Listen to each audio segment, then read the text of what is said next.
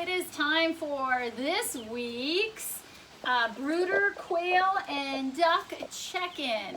So I really wanted to make a little bit of a longer video to show you how much work actually goes into raising or hatching and raising quails and ducks. So this is the brooder. We've switched them into the dog crate. I've adjusted the dog crate. I've put some cardboard borders up, and then inside of it I've put lots and lots of pine shavings. And you can see it is still red. I still have the brooder lamp on because they still need to be able to stay warm, and it's been pretty cold here this week and rainy, so it's really important to make sure they stay warm. Inside, I also have their little feeder dish and their water. Now, it gets messy very, very quick, which requires me to change out the pine shavings and clean it up so that they can stay healthy. Ducks, every single time they start to eat, they also need to be able to drink water. That's partly how they get the food down their system and into their stomachs. And they also, having 4 quail and 4 ducks, are pretty messy themselves. They're going to the bathroom a lot, which gets absorbed in those pine shavings. As they drink the water gets splashed everywhere. So it's really important that we clean this pretty frequently. So the first thing I have to do when I clean it is I'm going to unplug the brooder light, and then very carefully I'm going to try to catch each of the ducks and the quail, and I'm going to put them in this big box because they have to stay safe while I am actually cleaning out their brooder. So we're going to turn off the light first.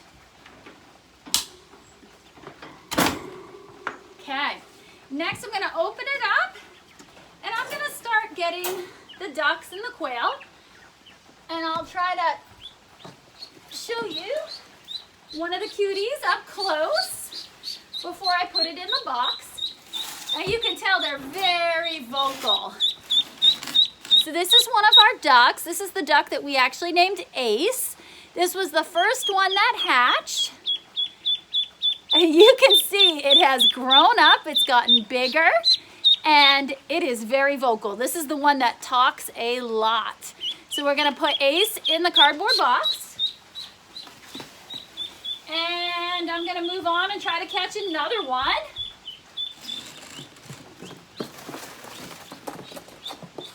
And they are really fast, so it's gonna be a little bit trickier. Here's the second one, looks similar to Ace. And this one we named Gator.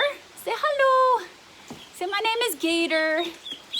Put Gator in the box.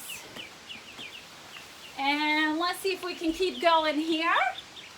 Getting a little harder. They're starting to realize something's going on. Woo! All right. This is the third little duck. I do not have a name for this one yet. This one has a lot more yellowish feathers. It doesn't have the markings the same as Gator and Ace.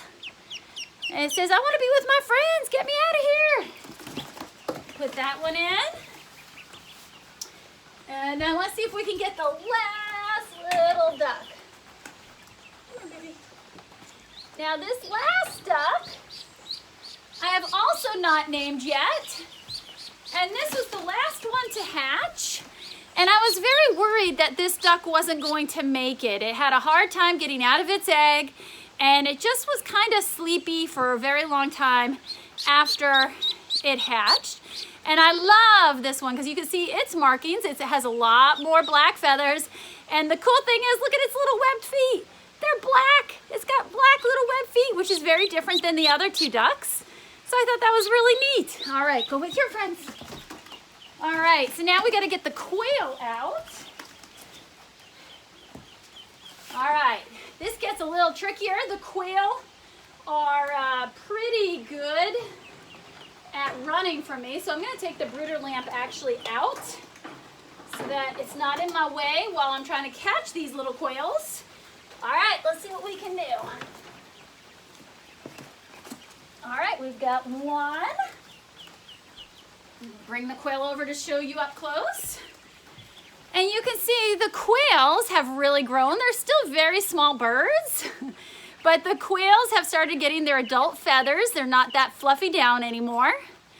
And this one has the beautiful white feathers on its chest. And they have feet similar to a chicken's foot. They're not webbed. There you go. I'm gonna put this one in with the ducks. They are friends with the ducks. At night, they all snuggle up together. Okay. All right, I'm gonna try to catch my favorite quail to show you.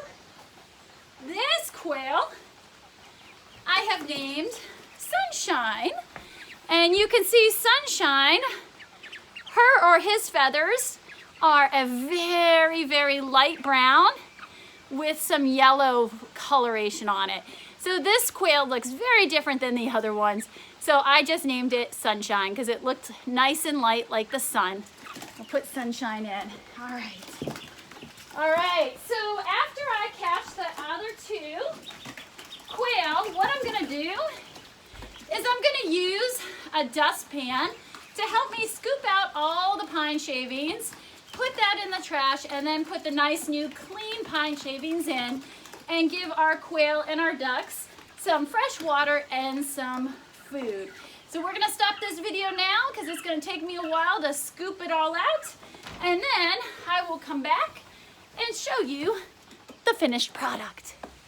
All right, and I am back. So I have scooped out all of the old pine shavings and then just replaced it with all fresh pine shavings. So pine shavings are really cool. I'm gonna pick up a handful to show you.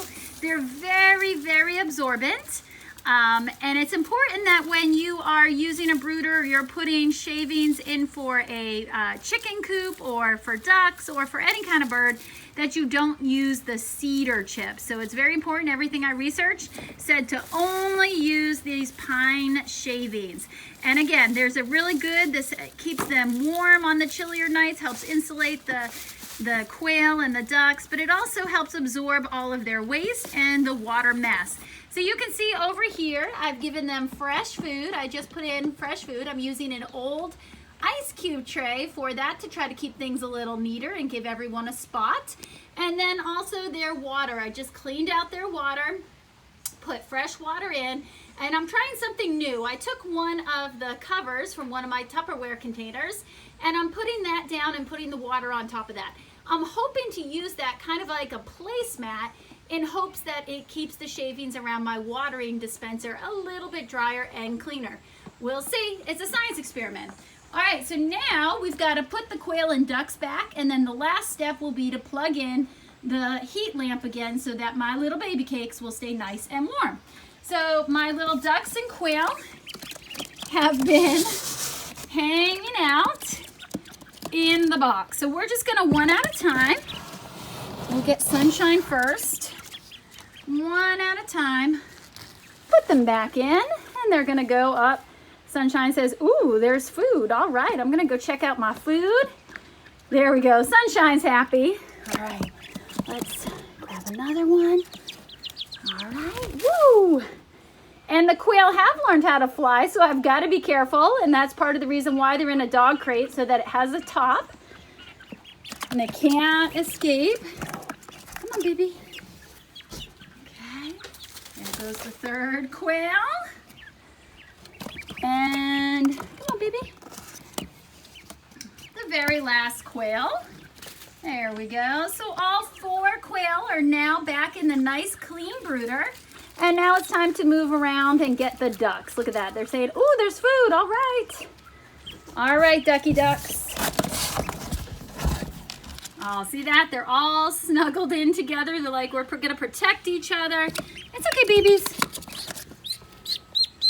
I'm going to go back in a nice clean brooder. Hello. There's one little duck. And remember, these ducks are the Indian runner ducks, and you can already see when they run, they kind of stand up and make themselves nice and tall like penguins. They're all a little hungry this afternoon.